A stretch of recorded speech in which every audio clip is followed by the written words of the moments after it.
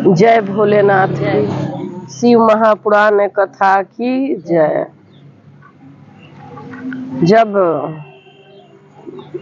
आप सती जी के कथा कहे थे ना, सुने थे, तो जब सती को 51 टुकड़ा काटे विष्णु जी, उसके बाद शंकर भगवान बिल्कुल बिछोह में एक जगह जाके और बिल्कुल ध्यान मग्न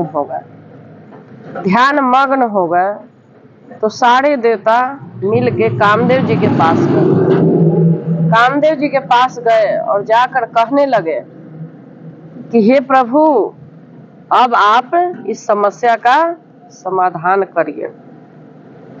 ब्रह्मा जी, विष्णु जी, सब लोग सोचने लगे। फिर बोले कि अब कामदेव जी को बुलाया जाए।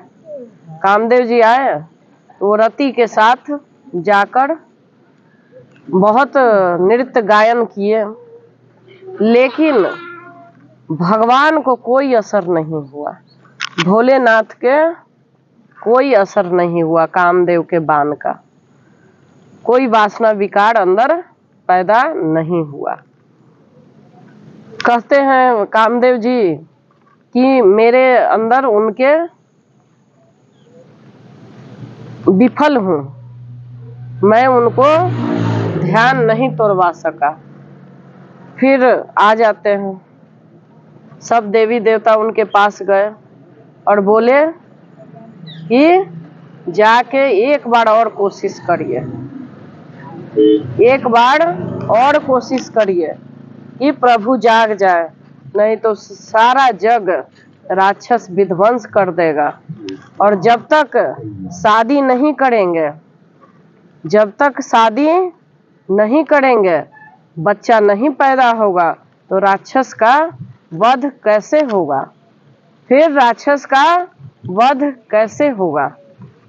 एक बार कोशिश करिए, क्योंकि जो राक्षस तहलका मचा रखा था, उसको राक्षस को वरदान दिए भगवान ब्रह्मा जी कि जब इनका पुत्र होगा तब जाके वो इस राक्षस को वध करेगा, तब राक्षस का वध होगा। बहुत चिंता थी, क्योंकि जब अभी तो शादी भी नहीं हुआ है और ये भगवान बिल्कुल लीन है, भगवान भोलेनाथ लीन है, क्या किया जाए? उड़िया रहा है, इसलिए बोल रहा है ना, उस कपड़ा से नीचे पता फिर मतलब क्या किया जाए? फिर लोग कामदेव जी के पास जाके कहते हैं कि एक बार और कोशिश करिए। तो गए, फिर नृत्य करने लगे कामदेव जी। जाके काफी वहाँ शंकर भगवान के उस बाण देते हैं, छोड़ते हैं, ताकि वो मोहित हो जाए और समाधि से उनका टूट जाए, समाधि से दिमाग हट जाए भगवान का। लेकिन ऐसा हो नहीं रहा था। गुस्सा में कामदेव जी जब बाण चलाए तो गुस्सा में शंकर भगवान उठ खड़े हुए और अपनी तीसरी नेत्र से कामदेव जी को भस्म कर दिए, वहीं पर भस्म कर दिए। रति आती है रोते बिलखते कि प्रभु, जब मेरा पति ही नहीं है तो मैं जी के क्या करूंगी? मैं जी कर क्या करूंगी जब मेरे पति ही नहीं है? अब मेरे को भी मार डालिए। बहुत रोने लगते हैं कि मेरे को भी मार डालिए, मैं जी के क्या करूंगी? रो रहे हैं, उनकी औरत रो रही है। तो सब भगवान फिर प्रकट होते हैं और कहते हैं कि तुम मरो नहीं, तुम्हारे को जब द्वापर में कृष्ण जन्म लेंगे तो उसी समय उनका पोता ये कामदेव जन्म लेगा और तुम लोगों का शादी होगा। भगवान कहते हैं जाओ, तुम्हारी मनोकामना पूर्ण हो, इंतजार करो, मतलब ध्यान करो भगवान का, मिलेंगे हस्बैंड। और फिर ब्रह्मा जी विष्णु जी कहते हैं कि जब कामदेव ही नहीं रहेंगे तो शरीर में काम वासना का विकार कैसे आएगा, तो सृष्टि ही रुक जाएगी। अगर वासना ही नहीं रहेगी तो सृष्टि ही रुक जाएगी।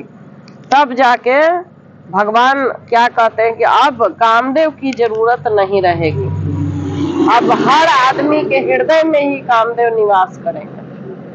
भगवान भोलेनाथ आशीर्वाद दिए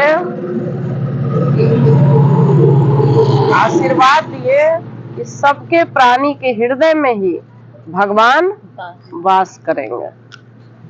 और उसी समय से सबके हृदय में काम वासना का विकार होता है।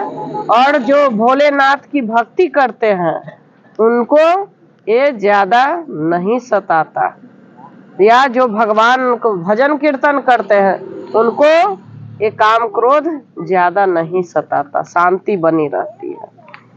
तो भगवान भोलेनाथ इस तरह से कामदेव जी को भस्म किया और सबके हृदय में ही नाड़ी नर के अंदर ही स्थापना कर दिए। जय भोलेनाथ की, हर हर महादेव, हर हर महादेव। मैया पार्वती की जय जय।